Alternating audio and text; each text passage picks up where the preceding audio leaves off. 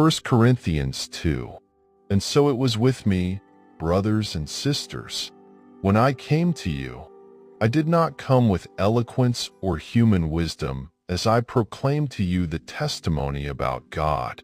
For I resolved to know nothing while I was with you, except Jesus Christ and Him crucified. I came to you in weakness with great fear and trembling. My message and my preaching were not with wise and persuasive words, but with a demonstration of the Spirit's power, so that your faith might not rest on human wisdom, but on God's power. We do, however, speak a message of wisdom among the mature, but not the wisdom of this age or of the rulers of this age, who are coming to nothing.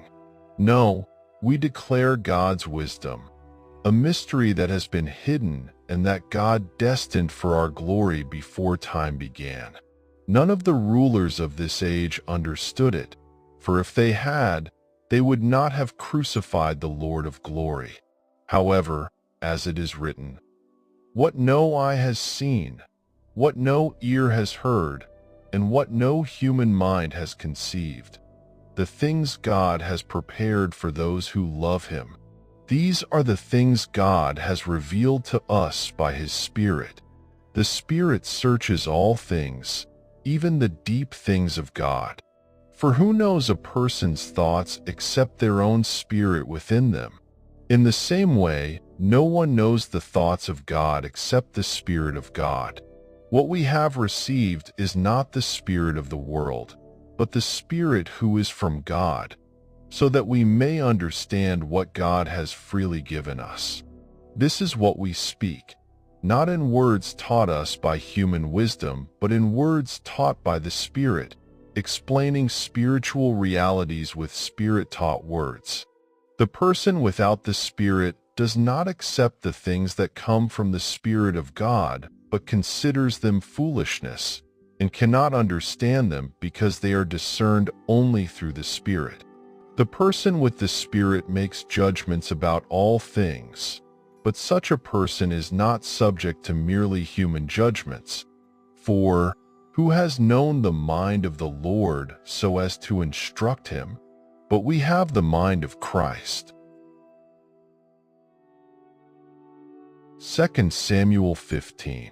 In the course of time, Absalom provided himself with a chariot and horses, and with 50 men to run ahead of him. He would get up early and stand by the side of the road leading to the city gate. Whenever anyone came with a complaint to be placed before the king for a decision, Absalom would call out to him, "What town are you from?" He would answer, "Your servant is from one of the tribes of Israel." Then Absalom would say to him, "Look, your claims are valid and proper, but there is no representative of the king to hear you."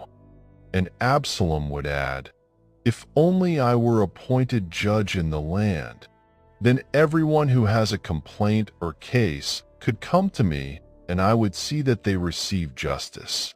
Also, whenever anyone approached him to bow down before him, Absalom would reach out his hand, take hold of him, and kiss him.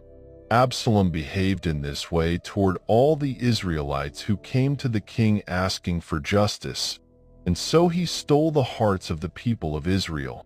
At the end of 4 years, Absalom said to the king, "Let me go to Hebron and fulfill a vow I made to the Lord.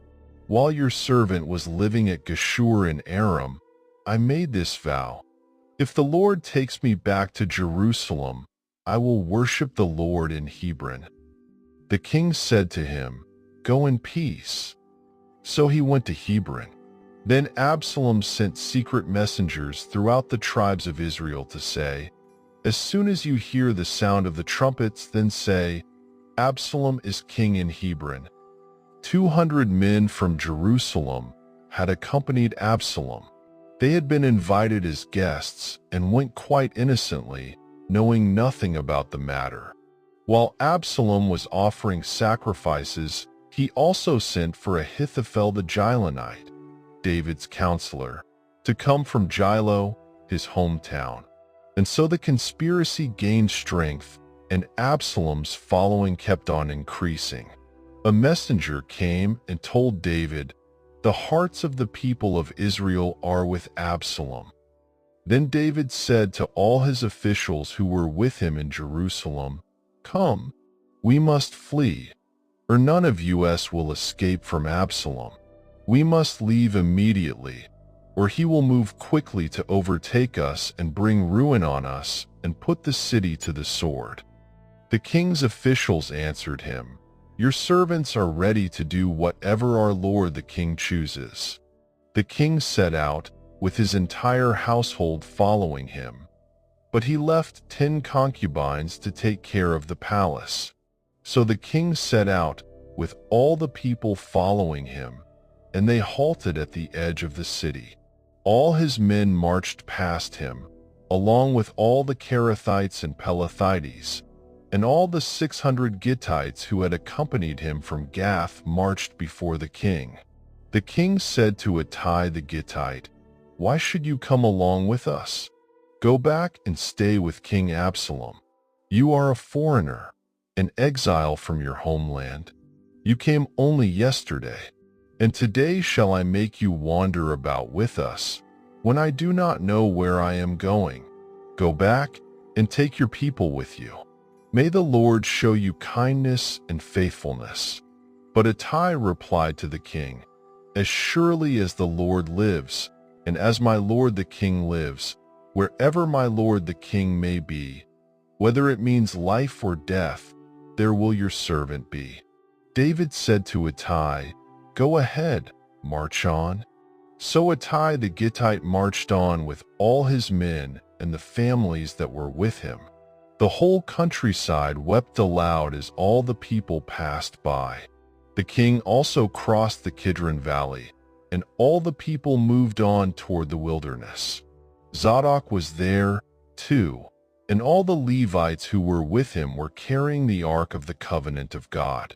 They set down the Ark of God, and Abiathar offered sacrifices until all the people had finished leaving the city. Then the king said to Zadok, "Take the Ark of God back into the city. If I find favor in the Lord's eyes, he will bring me back and let me see it and his dwelling place again.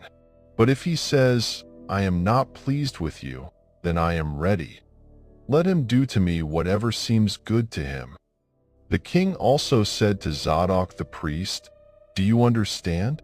Go back to the city with my blessing. Take your son Ahimaaz with you, and also Abiathar's son Jonathan. You and Abiathar return with your 2 sons. I will wait at the fords in the wilderness until word comes from you to inform me." So Zadok and Abiathar took the Ark of God back to Jerusalem and stayed there. But David continued up the Mount of Olives, weeping as he went. His head was covered and he was barefoot. All the people with him covered their heads too, and were weeping as they went up. Now David had been told, "Ahithophel is among the conspirators with Absalom." So David prayed, "Lord, turn Ahithophel's counsel into foolishness." When David arrived at the summit, where people used to worship God, Hushai the Archite was there to meet him, his robe torn and dust on his head. David said to him, "If you go with me, you will be a burden to me. But if you return to the city and say to Absalom, 'Your Majesty, I will be your servant. I was your father's servant in the past, but now I will be your servant,' then you can help me by frustrating Ahithophel's advice. Won't the priests Zadok and Abiathar be there with you? Tell them anything you hear in the king's palace. Their 2 sons, Ahimaaz son of Zadok and Jonathan son of Abiathar, are there with them. Send them to me with anything you hear." So Hushai, David's confidant, arrived at Jerusalem as Absalom was entering the city. Hosea 1. The word of the Lord that came to Hosea son of Beeri during the reigns of Uzziah, Jotham, Ahaz and Hezekiah, kings of Judah, and during the reign of Jeroboam son of Jehoash king of Israel. When the Lord began to speak through Hosea, the Lord said to him, "Go, marry a promiscuous woman and have children with her. For like an adulterous wife this land is guilty of unfaithfulness to the Lord." So he married Gomer daughter of Diblaim, and she conceived and bore him a son. Then the Lord said to Hosea, "Call him Jezreel, because I will soon punish the house of Jehu for the massacre at Jezreel, and I will put an end to the kingdom of Israel. In that day I will break Israel's bow in the valley of Jezreel." Gomer conceived again and gave birth to a daughter. Then the Lord said to Hosea, "Call her Lo-ruhamah, which means not loved.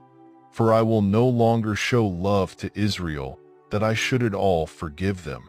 Yet I will show love to Judah, and I will save them, not by bow, sword, or battle, or by horses and horsemen, but I, the Lord their God, will save them." After she had weaned Lo-ruhamah, Gomer had another son. Then the Lord said, "Call him Lo-ammi, which means not my people, for you are not my people, and I am not your God. Yet the Israelites will be like the sand on the seashore, which cannot be measured or counted. In the place where it was said to them, 'You are not my people,' they will be called children of the living God." The people of Judah and the people of Israel will come together. They will appoint one leader and will come up out of the land. For great will be the day of Jezreel.